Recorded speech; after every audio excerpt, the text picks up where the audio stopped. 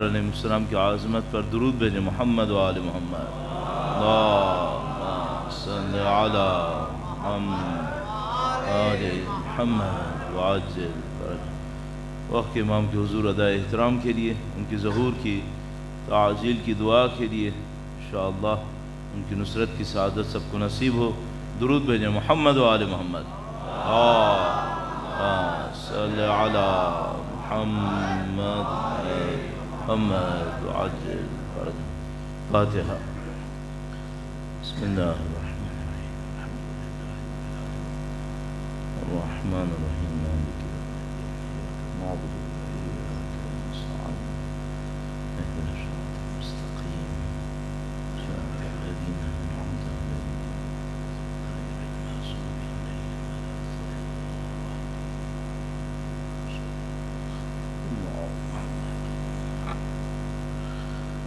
ایک بار پھر درود بھیجے گا محمد و آل محمد پر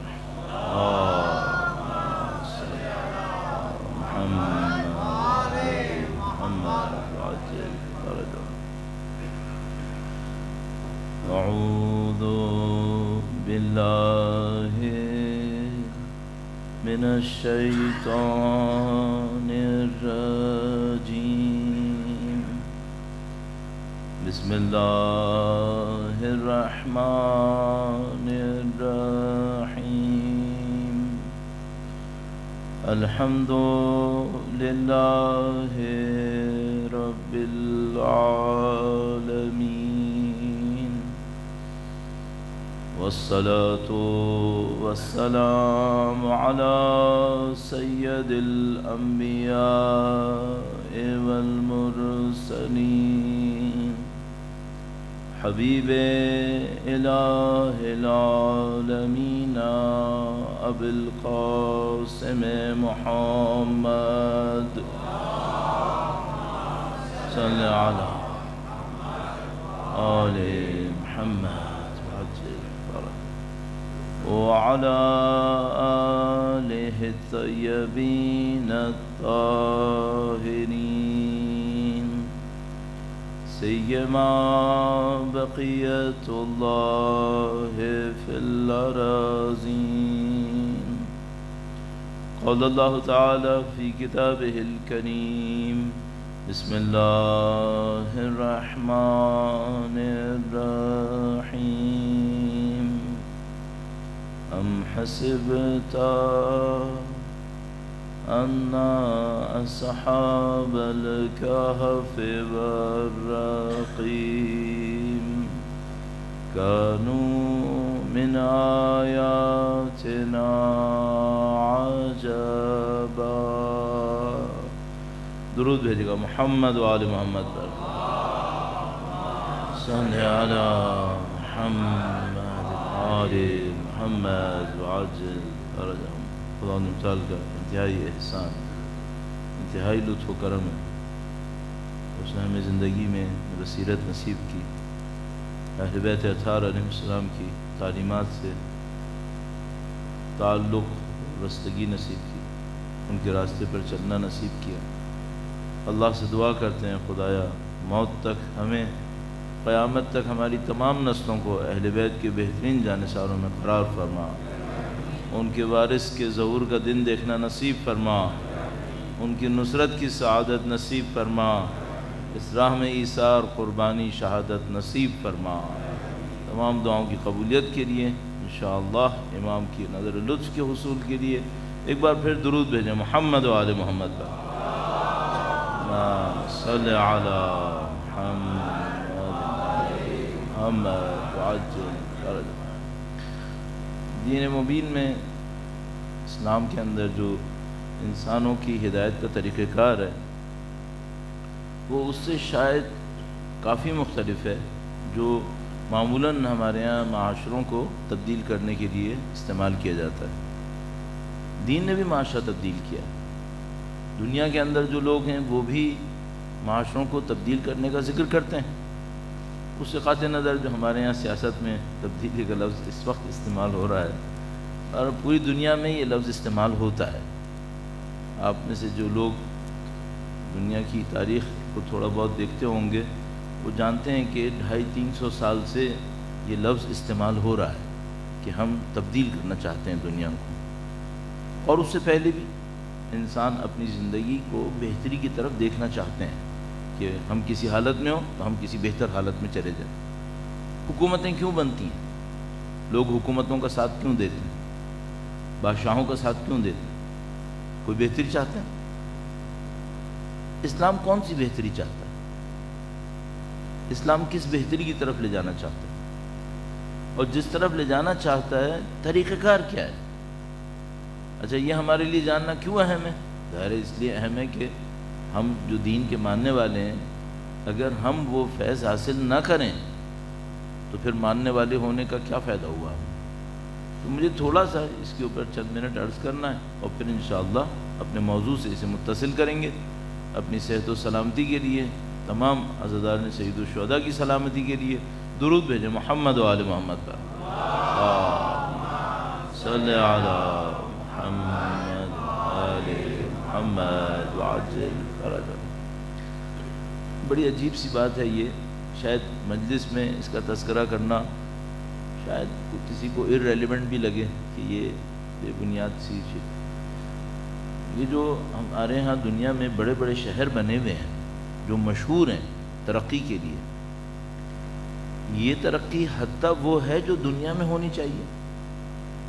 مثلا آپ نے ایک شہر، نام لینے کی بھی ضرورت نہیں ہے، سنا ہے بلڈنگز ہی بلڈنگز ہیں اس کے اندر، روڈز، بڑی بڑی روڈز، چوڑی چوڑی روڈز، بڑی بڑی کمپنیوں کے آفیسز، حتیٰ دنیا میں جو ترقی چاہیے وہ یہی ہے۔ تو یہ کہاں پہ ڈسکس ہوتا ہے؟ یہ آپ جائیے مثال کے طور پر سوشل سائنسز کے اندر، اکنامکس کے اندر اس کے اوپر ڈسکشن ہوتا ہے کہ بھئی یہ جو ہم کہتے ہیں، اب بالکل اسلام سے قطع نظر عرض کر رہا ہوں اس وقت، ڈیولپمنٹ، یہ ڈیولپمنٹ ہوتی کیا ہے؟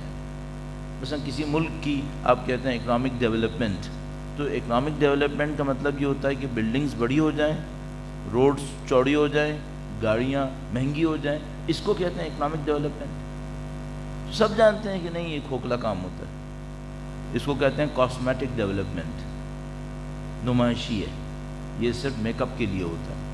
اصل ڈیولپمنٹ کیا ہوتی ہے؟ اصل ڈیولپمنٹ ہیومن ڈیولپمنٹ ہوتی ہے، انسانوں کے اندر ڈیولپمنٹ ہے۔ اچھا بھائی، انسانوں کے اندر ڈیولپمنٹ آئے تو وہ کیا ڈیولپمنٹ آئے؟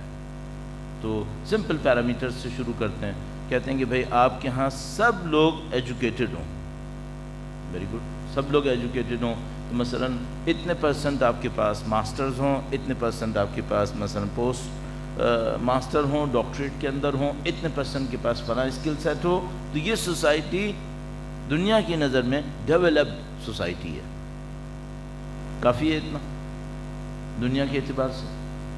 اب آپ نے ایک سوسائٹی بنا لی جہاں پر تقریباً مثلا فرض کر لیتے ہیں کہ 60% کے پاس ماسٹرز تک کی ڈگری ہے، اور اس سے اوپر والوں کے پاس ماسٹرز سے اوپر کی بھی ڈگری ہے ان کے پاس، صحیح ہے؟ تو آپ کہتے ہیں نہیں بھائی یہ تو ایجوکیشن میں ہو گیا نا، اب یہ بتائیں کہ ان کو امپلائمنٹ ملا یا نہیں ملا، ان کو جاب آئی یا نہیں آئی؟ تو آپ نے کہا کہ ہاں ٹھیک ہے، ہم نے انشور کر لیا کہ جتنے لوگوں نے یہ ڈگریز لی تھیں، مثال کے طور پر ان میں کوئی 15-20% لوگ تھے جن کا پڑھنے کے بعد کام کا ارادہ ہی نہیں تھا، باقی 70-75% کو ہم نے امپلائمنٹ انشور کر لی ہے، اور جن کو نہیں بھی ملی ہے تو ان کا ہم نے ایک مختلف ملکوں میں مختلف نام لیتے ہیں، آسٹریلیا میں بڑا اچھا نام ہے اس کا، پاکستانی سن کے بڑا خوش ہوتے ہیں، اس کو ڈول کہتے ہیں، تو کہتے ہیں یہ وہ ڈول ہے جس سے ہم سب لٹکے ہوئے ہیں، ان امپلائمنٹ کے اوپر ایک پیسہ مل جائے گا، ڈیولپمنٹ پوری ہو گئی۔ کچھ ملکوں کے اندر یہ جو ان امپلائمنٹ کا پیسہ ملتا ہے یہ اتنا ہوتا ہے، معذرت چاہتا ہوں وہاں کہ اس میں ہفتے میں ایک دفعہ ڈرنک بھی کر لے، یہ کافی ہو گیا ڈیولپمنٹ کے نام پر، یہ کافی ہے؟ اب سب کو پتہ ہے نہیں، کافی نہیں ہے۔ کیوں؟ ممکن ہے کہ آپ کے پاس آپ کی ہسٹری کے، سوسائٹی کے اس ٹائم میں اتنا پیسہ ہو کہ آپ یہ کام کر لیں، اور ممکن ہے کہ فیوچر پھر بھی آپ کے ہاتھ سے نکل جائے، ممکن ہے فیوچر پھر بھی آپ کے ہاتھ سے نکل جائے۔ کیوں نکل جائے ہاتھ سے؟ کیونکہ آپ نے بیسکس پہ کام نہیں کیا ہوگا۔ وہ بیسکس کیا ہیں؟ اب تو سب کچھ ہو گیا، سب کی ایجوکیشن ہو گئی، سب کی امپلائمنٹ ہو گئی، جو ان امپلائمنٹ نہیں ہے ان کو پیسہ ملنا شروع ہو گیا ہے، اور سب لوگ اپنی جگہ پہ سیٹسفائیڈ ہیں ظاہری طور پر. تو کہتے ہیں نہیں، اب ایک پرابلم آتی ہے. جب یہ ٹائم آپ گزار لیتے ہیں تو یہاں سے ایک اور پرابلم شروع ہوتی ہے، وہ یہ کہ سب کو گھر مل گئے، سب کے بچوں نے ایجوکیشن میں اچھی کامیابی لے لی، سب کو جاب مل گئی، سب کے پاس سب کچھ آ گیا. اب ایک مشکل آتی ہے. اس کو کیا کہتے ہیں؟ اس کو ہم کہتے ہیں post modern societies. Post modern societies. اب ایک مشکل آتی ہے، بڑی عجیب مشکل ہے. وہ یہ کہ کچھ عرصے کے بعد جب ایک جنریشن اس مزے میں گزار لیتی ہے کہ ہم نے وہ حاصل کر لیا جو دنیا میں دوسری قوموں نے حاصل نہیں کیا تھا، سر فہرست اس میں اسکینڈینیوین کنٹریز، تو ایک پرابلم آتی ہے.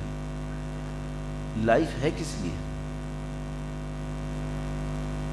بچے کے پیدا ہونے سے لے کر مرنے تک کا سارا پروگرام گورنمنٹ نے بنا کے دے دیا ہے. ایسے پیدا ہوگا، اس ہاسپٹل میں ہوگا، یوں جائے گا، یوں جائے گا، یہ ایجوکیشن یہ کرتا ہوا وہاں تک. جرمنی جیسے ملک کے اندر کلاس 4 اور 5 میں بچے کا فیوچر کنفرم ہو جاتا ہے. سوشل سائنسز میں جائے گا، پریکٹیکل سائنسز میں جائے گا، پریکٹیکل سائنسز میں ڈگری کی طرف جائے گا یا اسکلز کی طرف جائے گا، سب ختم. اب جب وہ بڑا ہوتا ہے اور وہ اپنے آپ سے پوچھتا ہے کہ بنا ہوا ایک اسکرپٹ ہے جس کے اوپر میں نے مرتے دم تک چلنا ہے، اب میری لائف کا آبجیکٹیو کیا ہے؟ تو اب آپ اس میں ایڈ کرتے ہیں وہ یہ کہ آپ کو یہ مزہ ملے گا، آپ کو یہ مزہ ملے گا، ہفتے میں 5 دن آپ جاب کریں گے، 2 دن آپ مزے لیں گے، سال کے اندر 45 دن آپ کو لیو مل پائے گی، مثلا 30 دن لیو مل پائے گی، اس میں آپ ویکیشن پہ جائیں گے.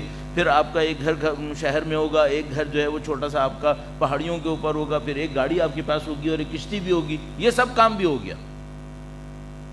اس کے بعد اب کیا مشکل ہے بھائی؟ سب کچھ تو ہو گیا. اب ان کے پاس ایک کوشچن آتا ہے، زندہ کیوں ہے؟ کر لیا سب کچھ، صحیح ہے. اسلام کیا تبدیلی لانا چاہتا ہے؟ درود بھیجے گا. میں 1400 سال پہلے کا ایک منظر آپ کی خدمت میں عرض کرتا ہوں. اللہم صلی علی محمد آل محمد وعجل فرج. یہاں جو ڈیولپمنٹ کے نام پہ کرے گا وہ یہ کرے گا. اب آپ آئیں دینی پیرامیٹرز کے اندر. اللہ کے نبی تشریف لائے. مکہ میٹروپولیٹن ٹائپ کا ایک شہر تھا. وہاں سے اللہ کے نبی نے بڑے بڑے تاجروں کو اپنے ساتھ لیا، ان کو مائیگریٹ کروایا، ان کو ایک گاؤں کے اندر اس زمانے کے حساب سے مدینے کے اندر لے کر آ گئے. اب لوگ نیو یارک سے اٹھ کر ایک چھوٹے سے شہر کے اندر آ گئے اور وہ وہاں بیٹھے ہوئے. کیا اللہ کے نبی نے سب کو لال اونٹ پہنچا دیے؟ نہیں. اللہ کے نبی نے سب کو گھر دے دیے؟ نہیں. ان کے نزدیک ترین اصحاب اتنے فقیر تھے کہ مسجد کے ایک چبوترے کے اوپر رہتے تھے، اس کو اصحاب صفا کہتے تھے. جب دشمن سے جنگ لڑنے جاتے تھے تو ان کی غربت کا بعض اوقات یہ عالم ہوتا تھا کہ وہ خود بیان کرتے ہیں کہ مثلا کبھی ایسا بھی ہوتا تھا کہ ہم ایک کھجور منہ میں لیتے تھے، تھوڑا سا طاقت پکڑتے تھے، دوسرے کو پکڑا دیتے تھے. ان لوگوں نے نبی کے خلاف بغاوت کیوں نہیں کی؟ کیوں نبی کا ساتھ دیتے رہے؟ کون سی ڈیولپمنٹ نصیب ہوئی تھی انہیں؟ تو یہ دنیا کا بڑا عجیب معرکہ ہے کہ جو انبیاء کے ساتھ ہوتے ہیں، اولیاء اوصیاء کے ساتھ ہوتے ہیں، سید الشہداء کے ساتھ تھے، ان کو ڈیولپمنٹ کا کون سا فیز دیکھنے کو ملا جس کے ہوتے ہوئے انہوں نے دنیا کی ساری نعمتوں کو ٹھکرا دیا اور وہ ان لوگوں کے ساتھ کھڑے رہے؟ اب میں آپ سے ایک بات پوچھوں گا، وہ آبجیکٹیو ہمارا بھی یہی ہے؟ تو ہم کس پٹری پہ بیٹھے ہوئے ہیں اس وقت؟ اگر میں کھل کے عرض کروں نا، ہم اسی پٹری پہ بیٹھے ہوئے ہیں جس کے اوپر بیٹھنے والے بہت آگے جانے کے بعد 70-80 سال کے بعد، 100 سال کے بعد اپنے آپ سے سوال کرتے ہیں کہ یہاں آئے کیوں تھے ہم اسی پٹری پر ہیں. صرف کیا معاملہ ہے؟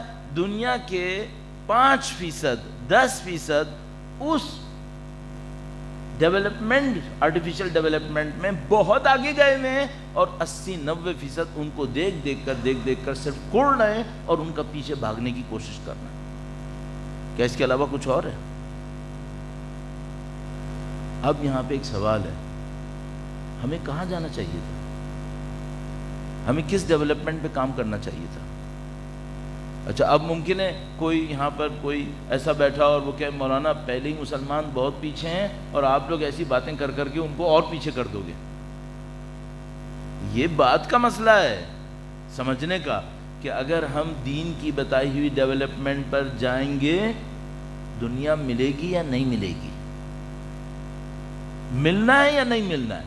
تو یہ سارا ایک موضوع بنتا ہے، بہت بڑا موضوع بنتا ہے۔ وہ یہ کہ اسلام جو تبدیل کرنا چاہتا تھا سوسائٹیز کو، وہ کیا تبدیل کرنا چاہتا تھا؟ ہم لوگ کس تبدیلی کے اوپر چل رہے ہیں؟ میں نے عرض کیا بالکل صاف سی بات ہے، ہم لوگ تقریباً 55 اسلامک ملک جو اس وقت ہمارے پاس ہیں، آلموسٹ سب کے سب اسی ڈیولپمنٹ کے اوپر کام کر رہے ہیں، اسی پٹری پہ چڑھے بیٹھے ہیں جس پر وہ ہمیں بٹھانا چاہ رہے تھے، ہم وہیں گھسیٹے چلے جا رہے ہیں۔ ہاں، ہم سب کے معاشروں کے اندر کچھ لوگ ایسے موجود ہیں جنہوں نے یہ انلائٹمنٹ حاصل کر لی کہ یہ راستہ صحیح راستہ نہیں ہے، لیکن ان کی معاشرے کے اندر سے نہیں ہے، ان کی معاشرے کے اندر بات نہیں ہے۔ اس کے باوجود انہی معاشروں کے اندر عرفا بھی آ رہے ہیں، انہی معاشروں کے اندر اولیاء بھی آ رہے ہیں۔ ایک چھوٹی سی مثال عرض کروں گا، درود بھیجے گا محمد و آل محمد، صلی علی محمد محمد عجل فرج۔ میں بعض اوقات اس معاملے کے اوپر بہت حیران ہوتا ہوں کہ معاشرے کا جو ظاہر ہوتا ہے، چونکہ یہ ڈومیننٹ ہوتا ہے، جو بھی دیکھنے والا ہوتا ہے وہ اس کو دیکھ رہا ہوتا ہے، تو معاشرے کے جو ڈومیننٹ اوپر کا کرنٹ ہوتا ہے، اس کے نیچے جو چل رہا ہوتا ہے اسے لوگ نہیں دیکھ پاتے، اور کتنی بری غلط فہمی کے اندر پھنس جاتے ہیں۔ پازیٹیو نیگیٹو دونوں کے اندر ہوتا ہے۔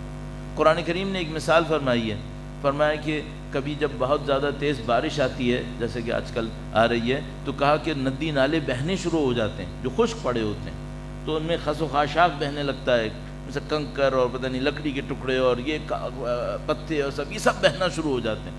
یہ سب بہتے ہیں، اور آپ میں سے جو لوگ ناردرن ایریاز کے ہیں وہ جانتے ہیں کہ جب پانی فلو میں آتا ہے تو پھر وہ کیا طاقت دکھاتا ہے، تو وہ بڑی طاقت دکھاتا ہے، اور پانی جو ہے اس کے اوپر ایک جھاگ آ جاتا ہے۔ تو خدا نے متعال فرماتا ہے کہ یہ جو جھاگ ہوتا ہے لوگ اس کو دیکھ رہے ہوتے ہیں، اور نیچے جو اصلی پانی کی طاقت ہے اس کو نہیں دیکھ رہے ہوتے۔ وہ اما زبد کہتے ہیں جھاگ کو۔ یہ جو جھاگ ہوتا ہے کچھ دیر میں یذهب جفاءً، یہ کچھ دیر میں خشک ہو جاتا ہے۔ وَأَمَّا مَا يَنْفَعُ النَّاسِ فَيَمْكُثُ فِي الْأَرْضِ، لیکن جو چیز لوگوں کو فائدہ پہنچاتی ہے وہ زمین کے اوپر باقی رہتی ہے۔ خدا نے تعالیٰ فرمایا تمہاری زندگی میں دو فیز ہیں، ایک وہ ہے جو جھاگ کی طرح ہے، اچھلے گا، کودے گا، پیٹرنز بنیں گے، خوبصورت لگے گا، یہ ہوگا وہ ہوگا، اور دیکھنے والا اس کے اندر غرق رہے گا، جبکہ اس کو پتہ نہیں ہوتا کہ جیسے ہی پانی اسٹیٹک ہوگا یہ جھاگ ختم ہو جائے گا۔ پھر کیا ہوگا؟ پھر وہ رہے گا جو لوگوں کو فائدہ پہنچائے۔ یہ ہماری دنیا ہے۔ آپ نے ایران انقلاب سے پہلے والے کے بارے میں کیا سنا ہے؟ بے پناہ فحاشی تھی، بے پناہ مادہ پرستی، بادشاہ کرپٹ تھا، لوگ بے خبر تھے، غافل تھے۔ جو برائی آپ کے ذہن میں آ سکے ایک معاشرے کے اندر، یعنی تصور کیجئے کہ یہاں بیٹھ کے بتانا تو ناممکن ہے اور صحیح ہے بھی نہیں، کہ اگر آپ کو تصویریں بھی دیکھنے کو مل جائے نا جو 70s کی تھیں ایران کی، صحیح ہے، ہمارے ملک میں ابھی تک وہ فحاشی نہیں آئی ہے۔ اللہ کا کرم، خدا کا شکر، 40 سال کے بعد بھی ہمارے ملک میں وہ فحاشی نہیں آئی ہے جو انقلاب سے پہلے ایران میں آ چکی تھی۔ کہاں تھا ایران؟ صحیح ہے۔ اچھا، اب جب میں جا کر یہ دیکھتا ہوں کہ بھئی یہ فحاشی کا مرکز بنا ہوا تھا، تو وہ یہ پاپولر کرنٹ ہے جو پوری سوسائٹی کے اوپر تھا، نیچے کیا تھا؟ نیچے میں نے ابھی ایک بنا رہا تھا، ایک اپنے لیے ایک فائل بنا رہا تھا کہ جس میں آج سے 200 سال کے اندر، پیچھے 200 سال کے اندر جو بڑے بڑے عرفاء آئے ان کی موومنٹس کو میں گراف میں لانے کی کوشش کر رہا تھا کہ کون سا کس شہر سے نکلا تھا، کس شہر میں گیا تھا، کس کس استاد کی سرپرستی میں اس نے علم عرفان حاصل کیا تھا. جس ٹائم پر مملکت شاہ کے زیر اثر بدترین فحشاؤں کو گزار رہی تھی، اس وقت یہ عرفاء ایک دوسرے کو تربیت دے رہے تھے. اچھا کوئی جانتا تھا اس وقت ایران کو دیکھنے والا کہ یہاں اتنے عرفاء تربیت پا رہے ہیں؟ نہیں. آیت اللہ بہجت، آیت اللہ محمد حسین طباطبائی، ان کے بھائی محمد حسن طباطبائی، آیت اللہ دستغیب شیرازی، آیت اللہ مرتضیٰ طالقانی، پتہ نہیں کتنے لوگ، سینکڑوں لوگ اس فحشا کے زمانے میں ایرانی شہروں میں ایک دوسرے کی تربیت کر رہے تھے. اثر کیا ہوا؟ اثر وہ انقلاب ہوا. صحیح. ہم لوگ بہت دھوکے میں آ جاتے ہیں، جلدی دھوکے میں آ جاتے ہیں. اچھا یہ جو ایک دوسرے کی تربیت کر رہے تھے، کیا یہ اسی معاشرے میں نہیں رہ رہے تھے؟ وہیں رہ رہے تھے. ان کو مادہ پرستی تنگ نہیں کرتی تھی؟ ان کو دیکھ کے لوگ ان کو ذلیل نہیں کرتے تھے؟ نعوذ باللہ کرتے تھے. ان میں کون سا جذبہ تھا؟ اس وقت ہمارا ایشو کیا ہے؟ اس وقت یقین مانیے بالکل سادہ سی بات، اس وقت ہمارا ایشو یہ ہے کہ ہمارا جو شخص تھوڑا سا دیندار ہوتا ہے، معاشرہ اس کو طنز کر کر کے، ذلیل کر کر کے دین سے باہر نکال دیتا ہے.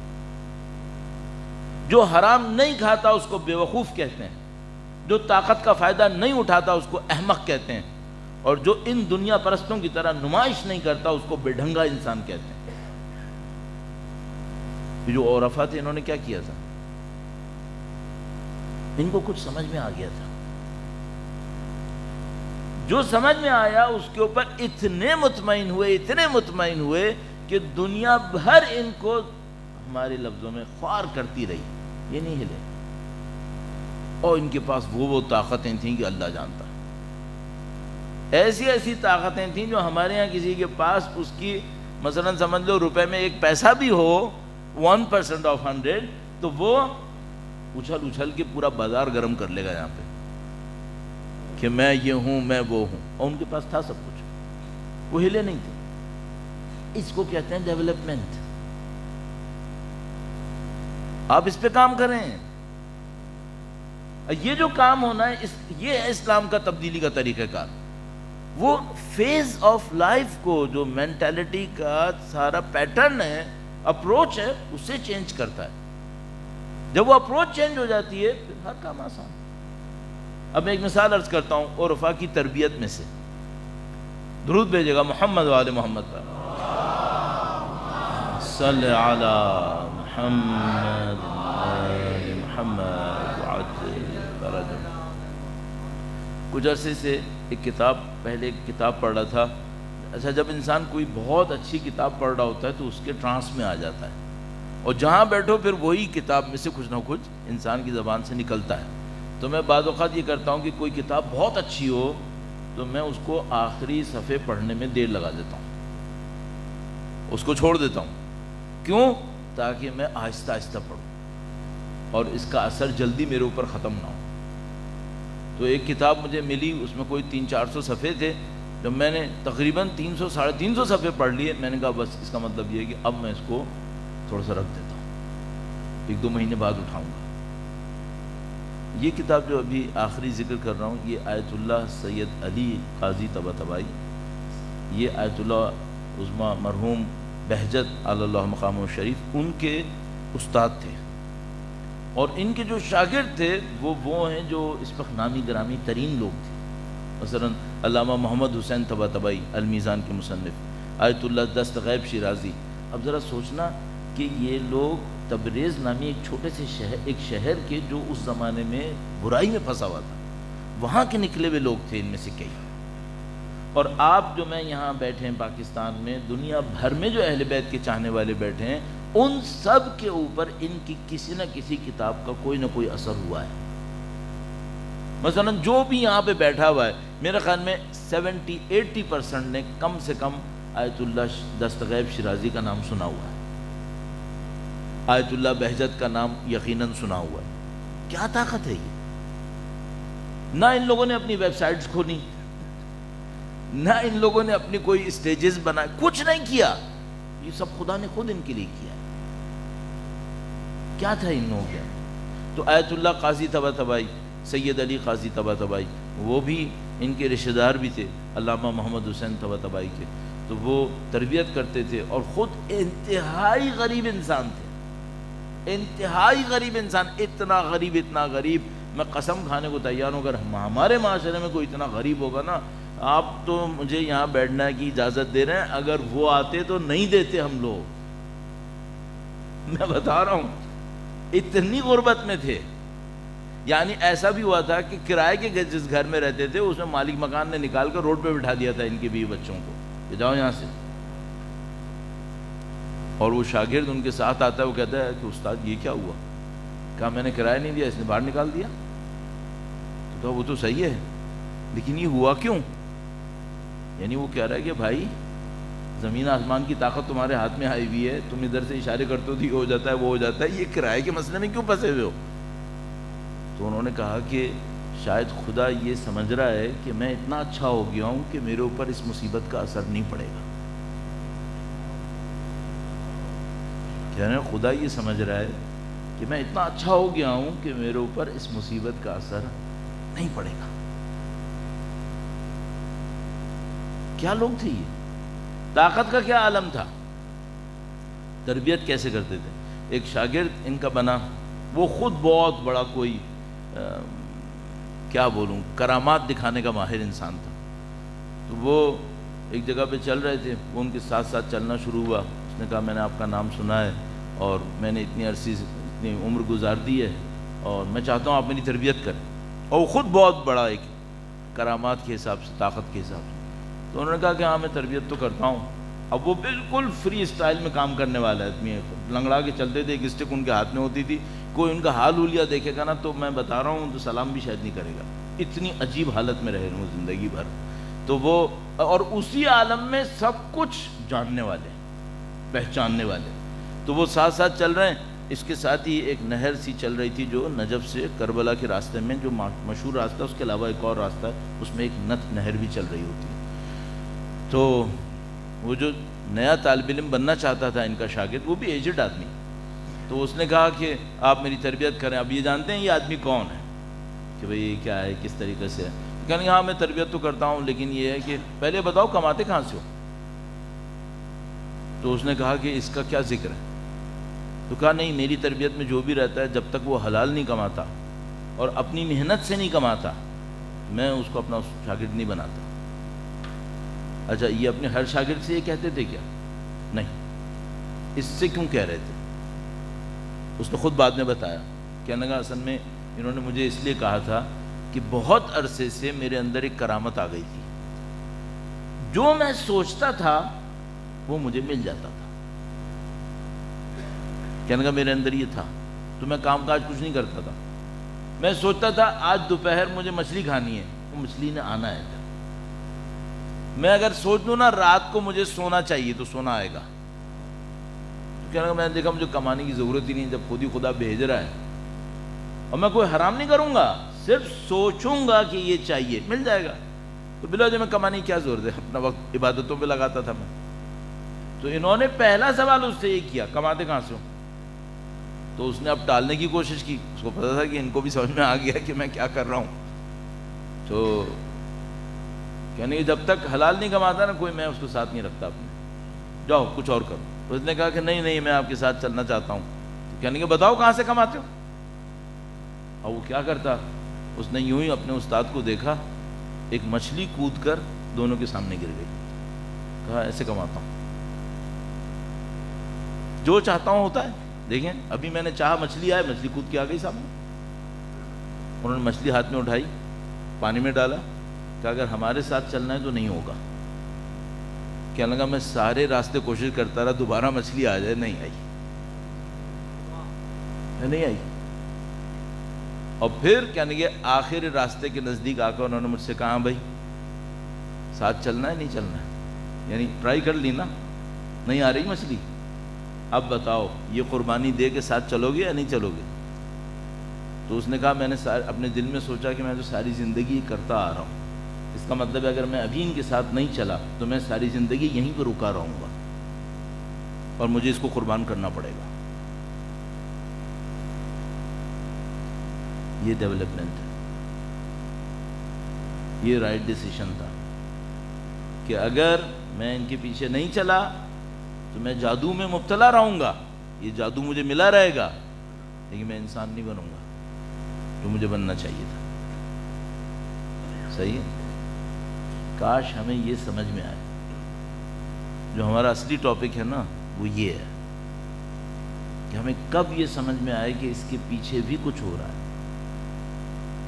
ہمارے ساتھ مشکل اصلی یہاں پہ چل رہی ہے۔ درود بھیجیں محمد و آل محمد پر، اللہم صلی علی محمد آل محمد۔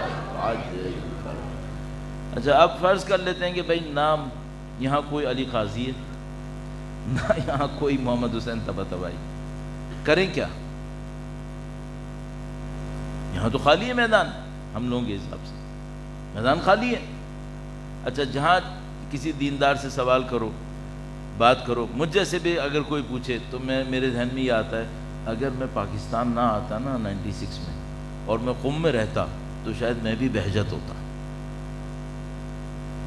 میں بھی یہی بولوں۔ اور جو یہاں پر ہے وہ اس سے کوئی بات کرو تو کیا کہا آغا صاحب آپ کو تو پتہ ہی ہے پاکستان میں حالات کیا ہیں، اگر ہم لوگ بھی ایران عراق میں ہوتے تو پتہ نہیں کیا ہوتے۔ جتنے لوگ ایران عراق میں ہیں وہ ویسے ہی پتہ نہیں کیا ہیں، ایک سے ایک فضول انسان پتہ نہیں کہاں کہاں بیٹھا ہوا ہے، وہ کچھ نصیب نہیں ہوا تاریخ سے لے کے یہاں تک، آپ کو ہی معلوم۔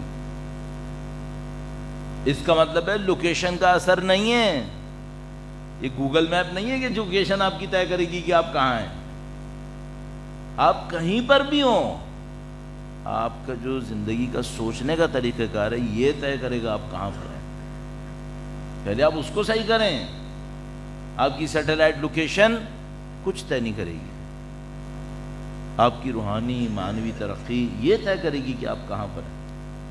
آیت اللہ بہجت کے کچھ شاگرد تھے جو پاکستان سے تعلق رکھتے تھے، بہت پہلے کی بات بتاؤں 50-60 سال پہلے کی بات، اور وہ ایران کبھی نہیں آئے تھے، آغا بہجت کے شاگرد تھے۔ ان کے ایک اور شاگرد نے ایک دفعہ بتایا کہ وہ پاکستانی پتہ نہیں کتنے سال تک آغا کا شاگرد رہنے کے بعد ایک دفعہ ان سے ملنے آیا تھا، تو ہمیں پتہ چلا تھا کہ اچھا ان کا کوئی شاگرد پاکستان میں بھی ہے۔ اب مجھے نہیں معلوم وہ خوش نصیب انسان کون تھا، یقیناً اب تک دنیا سے جا چکا ہوگا۔ تو آپ کی جو سیٹلائٹ لوکیشن، جغرافیکل لوکیشن ہے، یہ کوئی فرق نہیں پڑے گا، آپ کو اور ہمیں دیکھنا پڑے گا ہماری اپروچ کیا ہے لائف سے۔ اچھا وہ جو اپروچ کیا ہے وہ کیا ہے، وہ کل آپ کی خدمت میں تھوڑا سا عرض کیا تھا کہ بھائی سب سے پہلے یہ دیکھو کہ دنیا میں ایک ظاہر ہے، اس دنیا میں ایک باطن بھی ہے۔ اگر آپ نے اور ہم نے اس کے اوپر محنت کر لی کہ وہ جو باطن میں اچھا ہے وہ کیا ہے، تو پھر یہ ظاہر ہمیں تنگ نہیں کرے گا، پھر ہم اس کے اوپر کام کر سکیں گے۔ باتیں بہت ہو گئیں، ایک دو پوائنٹس جو ہیں وہ پریکٹیکل ٹائپ کے پوائنٹس، کیونکہ اس میں بہت زیادہ پریکٹیکل پوائنٹ دیے نہیں جا پاتے۔ فلسفی کلیئر ہو جائے تو بہت ساری چیزیں آسان ہوتی ہیں۔ عرض کرنے کی کوشش کرتا ہوں، درود بھیجے گا محمد و آل محمد پر، صلی علی محمد آل محمد وعجل برکم۔ کل آپ کی خدمت میں کامیابی اور سکون کے بارے میں عرض کیا تھا تھوڑا، کہ بھئی آپ کو سکون کب ملتا ہے، آپ کو کامیابی کیسے نصیب ہوتی ہے۔ تو اس میں تھوڑا سا پوائنٹ آپ کی خدمت میں عرض کیا تھا کہ بھئی پوری دنیا میں چھیننے کے اوپر ہوتا ہے اور اسلام کے اندر دینے کے اوپر ہوتا ہے۔ اچھا اگر کوئی اس فارمولے کو صحیح سے سمجھنا شروع کر دے تو آگے کیا ہونے والا ہے کہ بھئی پیٹرن ہماری دنیا کا کچھ اور ہوتا ہے، جو اصل میں پیچھے دین ہمیں گائیڈ کر رہا ہے وہ کچھ اور ہوتا ہے۔ ایک مثال عرض کرتا ہوں، ایک آدمی ہے، اس نے نئی جاب شروع کی ہے، فرض کر لیتے ہیں، اچھا وہ بہت ڈیسپریٹ تھا اپنی جاب ملنے کے لیے، بڑی مشکلوں سے اس کو کہیں نہ کہیں کوئی جاب مل گئی ہے. اب وہ بہت کوشش کر رہا ہے کہ میں جاب کو اتنا اچھا کروں کہ نمبر 1 یہ میرے ہاتھ سے نہ نکلے، کیونکہ اگر ایک دفعہ نکل گئی تو پھر پتہ نہیں کون سی ملے گی یا نہیں ملے گی. دوسری بات یہ ہے کہ میں اتنا اچھا کام کروں کہ اس جاب میں ترقی کرتا چلا جاؤں. صحیح ہے. اب یہ کیا کرے گا اس کے لیے؟ تو مثال کے طور پر اس کو اٹھنا ہے 8 بجے، پہنچنا ہے اپنی جاب کے اوپر. پتہ نہیں آج کل پاکستان میں جابس کے اوپر کتنے بجے پہنچنا ہوتا ہے. گورنمنٹ کا علیحدہ ہوتا ہوگا، پرائیویٹ سیکٹر کا علیحدہ ہوتا ہوگا، بزنسز کا علیحدہ ہوتا ہوگا، سروسز کا علیحدہ ہوتا ہوگا. بہرحال ہماری مثال میں 8 بجے پہنچنا ہے. لیکن یہاں پہ ایک مشکل آ رہی ہے. اگر وہ 8 بجے جاب پہ پہنچنا چاہتا ہے تو 7 بجے اس کو گھر سے نکلنا ہے. اگر 7 بجے گھر سے نکلنا ہے تو اس کو 6:30 بجے اٹھنا ہے، تیار ہونا ہے اور رائٹ ٹائم کے اوپر پہنچ جانا ہے. لیکن یہاں ایک مشکل آ رہی ہے. اول وقت نماز کا ہے 4:10. اگر وہ اول وقت نماز کے لیے اٹھ جائے 4:10، اب ایک مشکل ہے، وہ بیچ کے ٹائم میں کیا کرے گا؟ اگر اس کو جاب سنبھالنی ہے، فریش جاب کے اوپر پہنچنا ہے، تو اس کو 6 بجے 6:30 بجے اٹھنا چاہیے تاکہ وہ رات کی 6-6.5 گھنٹے کی نیند لے چکا ہو، اور اس کے بعد جاب پہ فریش پہنچے گا، اپنی ساری انرجیز کو جاب پہ لگائے گا اور اپنی کامیابی کے سیڑھی کے اوپر چلتا چلا جائے گا. اور اگر وہ یہ دیکھے کہ خدا کا نظام کیا کہہ رہا ہے، تو خدا کا نظام کہہ رہا ہے کہ اگر تم چاہتے ہو کہ خدا تمہارے کاموں کو اول وقت سنبھالے تو تم اول وقت نماز پڑھو. اور وہ کہہ رہا ہے کہ 4 بجے تم کھڑے ہو جاؤ مصلی کے اوپر، بلکہ 3:45 بجے، تاکہ 2-4 رکعت شب کی بھی پڑھ لو، اللہ کے سامنے 2 آنسو بہا لو، اول وقت فجر پڑھ لو اور تھوڑی سی تعقیبات پڑھ لو. اس سے جو تمہیں کامیابی ملے گی وہ 6:30 بجے اٹھ کے ہوشیار سوٹڈ بوٹڈ پہننے سے نہیں ملے گی. 90% ہماری آبادی کے لوگ کیا کر رہے ہوں گے؟ سکون سے اٹھیں گے. کتنے % ہوں گے جن کو یہ پتا ہوگا کہ اگر یہ اول وقت نماز پڑھ لیں تو اس سے کہیں بہتر ہے کہ اول وقت آفس پہنچ جائیں؟ اور کتنے فیصد ایسے لوگ ہوں گے جنہوں نے سوچا ہو کہ اگر میں اول وقت نماز پڑھ لوں اور اللہ کے دین میں بڑھنا شروع کر دوں، یہ حتیٰ اس سے بہتر ہے کہ جاب میری بہت اچھی چلے لیکن میں دین سے بہت پیچھے رہ جاؤں. کتنے فیصد لوگ؟ کتنے فیصد لوگ ہوں گے جو یہ سوچیں کہ اگر میں دین میں بہت آگے بڑھ جاؤں، حتیٰ جاب چلی جائے تب بھی صحیح ہے؟ یا اللہ، کوئی سننے والا یقیناً مجھ سے کہے گا مولانا خدا کا واسطہ رحم کرو، یہاں بے روزگار پہلے ہی بہت بیٹھے ہوئے ہیں. یہ مسئلہ ہے یا نہیں؟ اللہ کے نبی کا ایک فرمان عرض کرتا چلوں، بہت خوبصورت فرمان. درود بھیجیں محمد صلی علی محمد آل محمد وعجل علیک بالآخرہ تأتک الدنیا صاغرہ. تم آخرت کی پرواہ کرو، دنیا ذلیل ہو کر تمہارے پاس آئے گی. اللہ، تم آخرت کی پرواہ کرو، دنیا حقیر ہو کر تمہارے پاس آئے گی. صحیح ہے. تمام عرفا جنرلائز کارپوریٹ اسٹیٹمنٹ کم سے کم 1.5-2 گھنٹے صبح عبادتیں کرتے تھے، کم از کم. اچھا یہ کتنے مصروف لوگ تھے؟ آپ کہیں گے مولانا یہ سب لوگ حجروں میں بیٹھے رہتے ہوں گے، بیکار بے روزگار، کھانا وانا کو ان کو دے دیتا ہوگا اس لیے یہ عبادتیں کرتے رہتے ہوں گے. نہیں، اس میں آیت اللہ خمینی بھی شامل ہیں جو ہیڈ آف دا اسٹیٹ تھے. کروڑوں انسانوں کی زندگی ان کے اشاروں کے اوپر چل رہی تھی، وہ بھی یہی کرتے تھے. اس میں بڑے نامی گرامی اساتذہ تھے جن کا کام صبح سے شام تک ہزاروں اسٹوڈنٹس کو ٹرین کرنا تھا، تربیت کرنا تھا، وہ بھی یہی کرتے تھے. اس میں آیت اللہ بہجت جیسے نامی گرامی عرفا تھے جو نہیں معلوم کیا کچھ کر رہے تھے لیکن اس کے باوجود یہی کرتے تھے۔ اب ہماری نظر میں ہم اتنے مصروف ہیں اور یہ لوگ اتنے بیکار بے روزگار ہیں کہ ہمارے پاس اس کا وقت نہیں ہے اور ان لوگوں کے پاس اس کا وقت تھا۔ اچھا ہمارے پاس اس کا وقت کیوں نہیں ہے؟ کیونکہ مولانا ان لوگوں کو تو کوئی جاب نہیں کرنی تھی، میں تو جاب کرنی ہے نا۔ کیوں ہم لوگ اس طرح ہیں؟ اچھا کیا میں آپ سے یہ کہنا چاہ رہا ہوں جاب چھوڑ دیں؟ نہیں، یہ نہیں کہہ رہا، میں کہہ رہا ہوں اپنی پرائرٹی کو صحیح سیٹ کریں۔ تو مثلا میں کیسے مینج کروں گا اگر مجھے 8 بجے جاب پہ پہنچنا ہے اور 4 بجے والے وقت نماز پڑھنی ہے؟ رات کو مینج کر لوں، تھوڑا جلدی سو جاؤں۔ دیکھیے مولانا سارے خاندان کا ملنا ملانا اسی وقت ہوتا ہے، تھوڑا کم کر لوں۔ نہیں یہ کم نہیں ہو سکتا، میں صبح سے کاٹ لوں گا۔ اچھا اس کے بعد کیا ہوگا؟ اس کے بعد یہ ہوگا کہ میں اگر بہت اچھی صورتحال رہی تو میں صبح کو آخری وقت میں کہیں اٹھ کر ایک نماز پڑھ لوں گا، اس کے بعد دوبارہ سو جاؤں گا۔ دوبارہ یہ میں اچھے لوگوں کی باتیں کر رہا ہوں، ورنہ تو وہ کہے گا مولانا قضا پڑھنے میں کیا رہ جائے، زور اثر کے ساتھ قضا پڑھ لیں گے۔ تو میں اگر اٹھ کے نماز پڑھ لوں گا اور دوبارہ سو جاؤں گا اور 8 بجے جاب پہ پہنچ جاؤں گا تو اس میں فرق کیا پڑے گا؟ ایک فرق پڑے گا، تمہیں خدا نے برکتیں دینے کے لیے ایک وقت رکھا تھا، وہ تم نے مس کیا۔ اب یہ جو 8 سے لے کے 6 تک یا 5 تک تم نے جاب کرنی ہے نا، اس میں جوتے چٹکھاؤ گے تب بھی وہ نہیں ملے گا جو اس وقت مل جاتا۔ اب یہ ہوگا، ہو رہا ہے یا نہیں ہو رہا ہے؟ اٹھا کے دیکھ لو، ہو رہا ہے یا نہیں ہو رہا؟ ہو رہا ہے۔ اب بھی کسی کو عقل آئے گی کام صحیح کر لے؟ نہیں، یہ وہ جو پہیا ہوتا ہے نا جس کے اندر جو چوہا گھوم رہا ہوتا ہے، ہیمسٹر ویل کہتے ہیں، کیا کہتے ہیں، یہ وہ ہے۔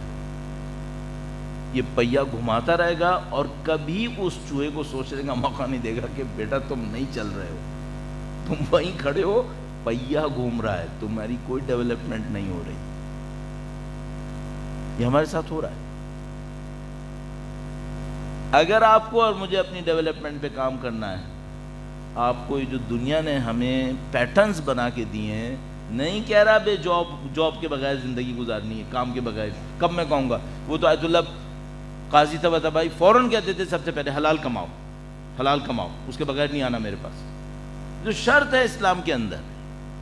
لیکن اس کے اوپر اپنی زندگی قربان کر رہے ہو اور ان برکتوں سے اپنے آپ کو محروم کر رہے ہو جس کے لیے خدا نے خلق کیا ہے ہمیں، یہ کہاں کا انصاف ہے؟ اچھا وہ بھی صحیح نہیں ہو رہا۔ میں تو سوچتا ہوں اگر ہم لوگ سویڈن ڈنمارک کی طرح ہوتے جنہوں نے دنیا میں کم سے کم اپنی ویلفیئر اسٹیٹ بنا لی تو پھر قابل قبول ہوتا کہ چلو بھائی دنیا میں تو ویلفیئر اسٹیٹ بنا لی، اب آخرت بنی یا نہیں بنی۔ یہاں تو وہ بھی نہیں ہے، یہاں تو اس میں بھی مصیبت میں پھنسے ہوئے ہیں۔ اچھا وہ لوگ جن کو ہم سمجھ رہے ہیں نا کہ مصیبت میں نہیں پھنسے ہوئے، جا کے ذرا ان سے پوچھو وہاں پہ کیا ہو رہا ہے۔ ایک تو 40-45 لاکھ کے ملک ہیں، وہ تو ہمارے پنجاب کی کسی چھوٹے موٹے گاؤں اگر 2-4 ملا لو گے تو ان کی پورے ملک کی آبادی ہو جائے گی۔ اس 40-45 لاکھ میں بھی ذرا جا کے دیکھنا خودکشیوں کا ریٹ کیا ہے، زندگی ہے کیا وہاں۔ تو بھائی لبے لباب میں نے آپ کا بڑا وقت لیا، وہ یہ کہ اس پہیے سے باہر آ کر ذرا سا یہ جج کرنے کی کوشش کرو یہ جو لوگ کامیاب ہوئے تھے ان کے فنڈامنٹلز کیا تھے، یہ کن بنیادوں پہ محنت کر رہے تھے۔ اس میں جو سب سے بڑی رکاوٹ ہے، اس کو بھی میں کلیریفائی بار بار کر رہا ہوں کہ بھائی کوئی یہ نہ سمجھے کہ میں کہہ رہا ہوں لوگ کام نہ کریں، کاج نہ کریں، معاش پہ توجہ نہ دیں، بھرپور توجہ دیں، لیکن دوسروں کی باتوں کو سننے کے بعد کہ اگر تم نے یہ کیا تو یہ ہو جائے گا، وہ کیا تو وہ ہو جائے گا، اور تمہارے پاس اگر یہ نہیں ہوا تو تم ذلیل ہو جاؤ گے، خوار ہو جاؤ گے، ان میں مت پڑو۔ یہ دنیا کی باتیں کہیں کا نہیں چھوڑتی انسان کو، اس پہ جب تک آپ صبر نہیں کریں گے یہ معاملہ حل نہیں ہوگا۔ اب ایک جلدی سے ایک مثال اور دیتا ہوں، آپ کا وقت دیا میں نے، درود بھیجیں محمد و آل محمد کا، صلی علی محمد آل محمد۔ یہ جو تاریخ کی مثالیں ہوتی ہیں وہ اسی لیے ہوتی ہیں، جو لوگ سید الشہداء کے ساتھ آئے تھے انہوں نے قربانیاں نہیں دی تھی؟ کربلا کے میدان کے علاوہ کی بات کر رہا ہوں، کربلا کے میدان کے اندر تو ظاہر قربانیاں دی تھی، جانیں گئی ان کی، انہوں نے اپنے جسموں کو کٹوایا، لیکن اس کے پیچھے کیا کیا قربانیاں دینی پڑی تھیں؟ جو کوفہ سے نکل کر سید الشہداء کا ساتھ دینے آتا تھا، عبید اللہ ابن زیاد اس کے گھر کے ساتھ کیا کرتا تھا؟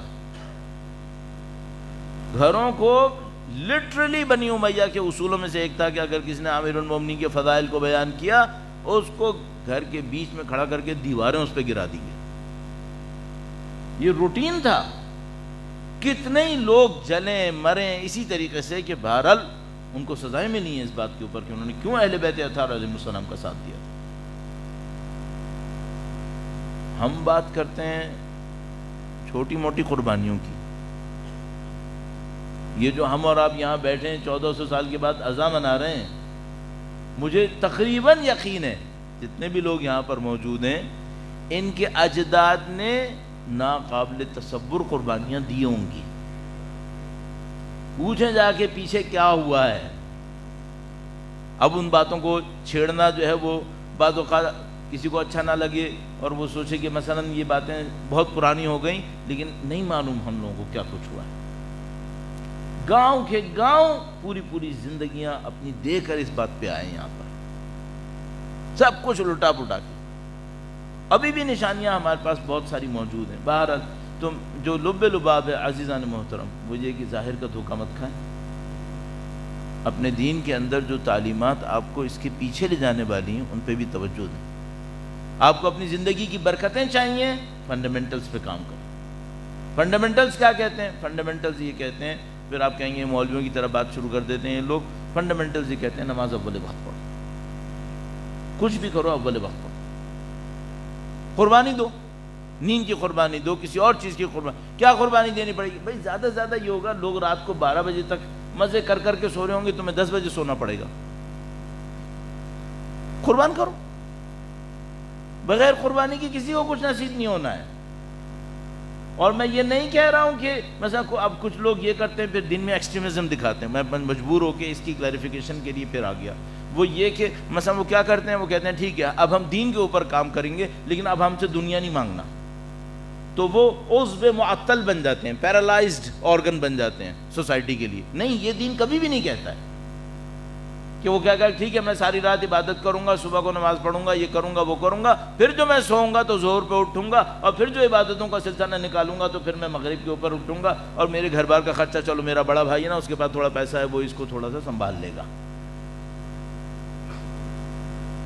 اسلام عرفان کے نام پر، تقویٰ کے نام پر دوسروں کے اوپر پلنے والے انسان بنانا چاہتا ہے؟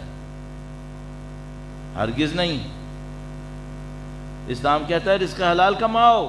80% 90% مختلف عبارتیں استعمال ہوتی ہیں، عبادت اس کے اندر ہے. معطل بننے کی کوئی کوشش نہ کرے عبادت کے نام پر. تو آپ بیلنس کریٹ کریں، زندگی کو ایک پیٹرن کے اوپر لے کر آئیں، کنٹرولز لگائیں. بغیر کنٹرول کی کوئی کام نہیں ہوگا. اور بالکل فنڈامنٹلز کو کیوں ہم اتنی اہمیت دیتے ہیں؟ یعنی یہ لوگ کیوں اتنی اہمیت اس لیے دیتے ہیں اگر وہاں سے صحیح ہو جائے معاملہ تو آگے تک صحیح ہوتا ہے آہستہ آہستہ. فنڈامنٹلز کیا ہیں؟ اول وقت نماز پڑھو، حتیٰ بے توجہی سے پڑھو. حتیٰ اگر توجہ نہیں دے سکتے کوئی بات نہیں، اول وقت پڑھو. اس کی برکتیں ہیں، اس کی برکتیں. حتیٰ یہ آپ کہیں گے مولانا نے اپنی طرف سے نکال دیا. نہیں واللہ میں نے اپنی طرف سے نہیں نکالا ہے، یہ آیت اللہ بہجت نے اپنے استاد سے نقل کیا ہے، سید علی قاضی سے، کہ حتیٰ اگر کوئی بے توجہی کے ساتھ اول وقت نماز پڑھتا رہے خدا اس کو بھی معنوی مقام دے گا. اور انہوں نے فرمایا تھا اعلیٰ معنوی مقامات، اعلیٰ معنوی مقامات. اور ایک جملہ اور عرض کرتا چلوں، اور آپ اول وقت نماز پڑھیں اور اپنے دل میں امام حسین کو زندہ رکھیں. بس رزق حلال کے ساتھ، رزق حلال کے ساتھ اول وقت نماز پڑھیں، دل میں امام حسین زندہ رہے. یہ دل میں امام حسین زندہ رہے اس کا مطلب کیا ہے؟ اول وقت تو ہم نے کہہ دیا توجہ کے ساتھ نہ بھی ہو تب بھی چل جائے گا. دل میں امام حسین کیوں؟ میں نے کہا زبان پہ امام حسین رکھیں. بعض اوقات زبان پہ امام حسین ہوتا ہے، دل میں نہیں ہوتا ہے، ماتم بھی کر رہا ہوتا ہے تب بھی دل میں نہیں ہوتا ہے، بعض اوقات کچھ نہیں کر رہا ہوتا، بیٹھا ہوا ہوتا ہے، دل میں امام حسین ہوتا ہے۔ دل میں ہونا ضروری ہے۔ نشانی کیا ہے؟ تجربہ آپ نے کیا ہوا ہوگا، پہلے سے کیا ہوا ہوگا، ماشاءاللہ آپ لوگ اچھے عزادار ہیں الحمدللہ۔ دل میں امام ہونے کا مطلب کیا ہے، اس کا تجربہ کیا ہے؟ اس کا سادہ سا تجربہ ہے۔ ایک دفعہ میں کہیں آسٹریلیا میں تھا تو وہاں ایک شہر کے بارے میں لوگوں نے بتایا کہ مولانا وہ فلاں شہر ہے نا، وہاں پہ چھوٹا سا امام بارگاہ ہے فلاں ہے۔ میں نے کہا ہاں، کہنے کہ یہاں پہ ایک زمانے میں 3 شیعہ تھے، صرف 3 شیعہ، وہ بھی ایک ملک کے نہیں تھے، ایک اس ملک کا تھا ایک اس کو، یعنی کہ مولانا یہ 3 شیعہ، نہ انٹرنیٹ تھا، نہ ان لوگوں کے پاس کچھ اور چیز ہوتی تھی، یہ شب عاشور محرم کے دنوں میں تینوں جمع ہوتے تھے، حدیث قصہ پڑھتے تھے، یا حسین کرتے تھے، یہ اس طرح مجلس کرتے تھے۔ اب آپ اور میں تجربہ کیسے کریں دل میں امام حسین ہونے کا؟ بہت آسان کام، خاموشی سے کہیں بیٹھ جائیں، کسی سے کچھ نہ کہیں، امام کے غم کو یاد کریں اور دیکھیں دل رو رہا ہے یا نہیں رو رہا ہے۔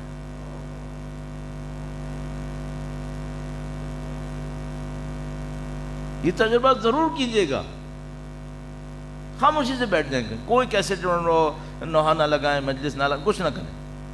آپ نے زندگی بھر مصائب سنے یا نہیں سنے؟ سنے، خاموشی سے بیٹھ جائیں، سید الشہداء کے مصائب کو دل میں سوچیں، دل میں سوچیں، کچھ نہ کریں، ایک لفظ کہے بغیر اپنے دل سے پوچھیں رونا آ رہا ہے یا نہیں آ رہا ہے۔ امام کے مصائب، دل میں امام حسین کو زندہ کریں۔ اچھا، پھر باہر جا کے ماتم نہ کریں، کریں بھائی، جلوس نہ نکالیں، ضرور نکالیں، میں کب کہہ رہا ہوں کہ آئسولیٹڈ کریں، نہیں، یہاں سے انرجی لیں اور باقی پوری دنیا تک امام حسین کا پیغام پہنچائیں، یہاں سے انرجی لیں۔ اچھا، جب اکیلے میں بیٹھے ہوں تو کیا سوچیں؟ میں کبھی ایسی لوگوں کے درمیان چلا جاتا ہوں جہاں پر ان کی زبان کچھ اور ہوتی ہے، میری زبان کچھ اور ہوتی ہے، 1-2 زبانیں مجھے آتی ہیں، لیکن ظاہر ہے لاکھوں ہزاروں زبانیں نہیں آتی مجھے۔ مثلا کہیں پہنچ گیا، وہ لوگ فرینچ میں پڑھ رہے ہیں، اب میں کیا کروں بھائی؟ کہیں پہنچ گیا، مثلا وہ کسی بلتستان کی کسی زبان میں پڑھ رہے ہیں، گلگت کی کسی زبان میں پڑھ رہے ہیں، سندھی کوئی بہت ٹیڑھی سی، کوئی مثلا مشکل سی کوئی ہے، سادی سندھی میں سمجھ جاتا ہوں، لیکن کوئی ایسی پڑھ رہے نہیں سمجھ میں آ رہی مجھے، میں کیا کروں؟ تو میں ایک سادہ سا کام یہ کرتا ہوں، میں وہاں بیٹھ جاتا ہوں، اور وہ جو مصائب پڑھ رہے تھے وہ تو مجھے سمجھ میں نہیں آتا، لیکن میں اپنے ذہن میں یہ سمجھ جاتا ہوں مثلا یہ مولا علی اکبر کے مصائب پڑھ رہے ہیں، تو میں اپنے ذہن میں مولا علی اکبر کے مصائب خود لے کر آتا ہوں، پھر سوچتا ہوں مجھے گریہ آ رہا ہے یا نہیں آ رہا ہے۔ یہ بہت اچھا کام ہے، یہ جو آپ کریں گے نا، یہ ماحول کے اثر میں نہیں کریں گے۔ یہ تو میں نے ابھی مثال دی، جو مجلس میں بیٹھا ہوا ہوتا ہوں، اکیلے میں بیٹھ جائیں، اکیلے میں بیٹھ جائیں، کبھی ممکن ہو تو تھوڑا سا تاریکی میں بیٹھیں اور اپنے ذہن میں سوچیں جیسے آپ بھی زندان شام میں ہیں، آپ بھی زندان شام، کبھی تنہائی میں اکیلے میں بیٹھیں، کوئی سختی ہوتی ہے بعض اوقات، بہت معذرت چاہتا ہوں، بچوں والی باتیں کر رہا ہوں آپ سے، کہ مثلا کبھی لائٹ چلی جاتی ہے نا، گھر میں بڑی گرمی ہو رہی ہوتی ہے، سختی سی ہوتی ہے، اکیلے میں آپ بیٹھ جائیں اور سوچیں اگر آپ زندان شام میں ایسی سختی میں ہوتے تو کیا آپ کے مولا نے یہ سختیاں نہیں اٹھائیں کیا؟ اپنے دلوں میں امام حسین کو زندہ کریں، پھر معاشرے کے اندر آ کر کام کریں، اس کا اثر ہی کچھ اور ہے۔ عزیزو، میں مصائب کے مختلف جملے کہتے کہتے گزرتا رہا، لیکن مثلا کہیں میرے ذہن میں حضرت علی اکبر کا خیال آیا تو میں 2-4 جملے حضرت علی اکبر کے مصائب سے آپ کی خدمت میں عرض کر دیتا ہوں۔ مصائب کو پڑھنا ایک لحاظ سے بہت مشکل کام ہے، لیکن مصائب کو سمجھنا بہت مشکل کام ہے، سمجھنا بہت مشکل کام ہے۔ آپ کہیں گے مثلا سمجھنے کا کیا کام ہے؟ دیکھو سمجھنے کا کام یہ ہے، آپ نے حضرت علی اکبر کے مصائب سننے ہیں نا، اب آپ سوچیں اگر آپ وہ بوڑھے باپ ہوتے جس کے سامنے اس کا بیٹا جا رہا ہوتا، ہم تو خیر اس پاکیزگی کو کیسے سمجھ سکتے ہیں؟ ہمارے اندر تو آ ہی نہیں سکتا، نہیں میں یہ نہیں کر پاؤں گا۔ تو پھر ایک کام کرو، اپنے ذہن کو یہ سمجھاؤ کہ اگر حسین جیسا باپ ہو اور علی اکبر جیسا بیٹا ہو، اچھا اب کیا کریں؟ اب کبھی حسین کے دل میں غور کریں اور کبھی حضرت علی اکبر کے دل میں غور کریں، اس دل پہ کیا گزر رہی ہوگی؟ سید الشہداء کے قلب مقدس میں کیا گزر رہا ہوگا؟ ہمیں کیا معلوم وہ مقام، لیکن کوشش تو کر سکتے ہیں۔ کیسے پتہ چلے گا؟ ان جملوں کو سوچو جو سید الشہداء نے کہے، اس عمل کو دیکھو جو سید الشہداء نے کیے ہیں، مستندات میں جا کے دیکھ لیں۔ مثلا حضرت علی اکبر الوداع کرنے کے لیے آئے، الوداع کر کے آگے بڑھے تو احساس کیا کہ باپ پیچھے چلتا ہوا آ رہا ہے۔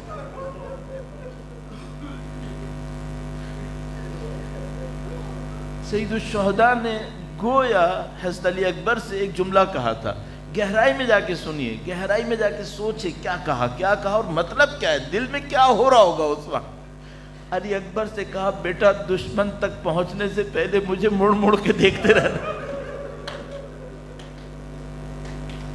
اب سوچو باپ کے دل میں کیا گزر رہا۔ سید الشہداء کو تو پتا ہے نا کہ میرے علی اکبر نے کیسے گرنا ہے، یاد ہے آپ کو شب عاشور سب کا بتایا تو کون کیسے گرے گا؟ سید الشہداء کو پتا ہے میرا بیٹا گرنے والا ہے ابھی، اس کے بعد کیا ہوگا؟ ایک یہ روایت ہو گئی، اس کے بعد ایک اور روایت ہے کہ جب حضرت علی اکبر زمین پر گرے، میں سب مصائب کو ختم کرتے ہوئے صرف 2-4 جملے، جب حضرت علی اکبر زمین پہ تشریف لائے، نہیں معلوم انہوں نے والد کو مدد کے لیے پکارا یا صرف سلام کہا۔ اب میں کیا کرنا چاہ رہا ہوں، میں جوان بیٹے کے دل میں جا کے دیکھنا چاہ رہا ہوں کہ بیٹا سوچے گا اگر میں نے باپ کو مدد کے لیے پکارا تو میرا پورا باپ کیسے آئے گا یہاں تک، تو میں مدد کے لیے نہ بلاؤں، میں صرف سلام کروں۔ دیکھو حضرت علی اکبر نے اس کے لیے کیا کیا، جب وہ پانی مانگنے آئے تھے نا تو سید الشہداء نے کہا تھا بیٹا علی اکبر جاؤ جنگ کرو، محمد مصطفیٰ تمہیں پانی پلائے گی۔ جب حضرت علی اکبر زمین پر گرنے لگے انہوں نے نہیں کہا بابا میری مدد کو آئے، کہا بابا محمد مصطفیٰ تشریف لے آئے۔ گویا شاید کہہ رہے ہو علی اکبر بابا آپ مت آئے، آپ زحمت نہ کریں، یہ دشمنوں کا نرغہ ہے، یہاں پر مت آئیے گا۔ حضرت علی اکبر کی طرف جب سید الشہداء بڑھے ہیں، ابھی دو روایت اور عرض کروں گا، میرا دل کٹ رہا ہے۔ حضرت علی اکبر جب سید الشہداء علی اکبر کی طرف بڑھ رہے تھے، ایک موقع پہ ہمارے پاس روایت پڑھتے ہیں، کہتے ہیں علی اکبر سے کہا بیٹا آواز دو تمہارے باپ کو دکھائی نہیں دے رہا۔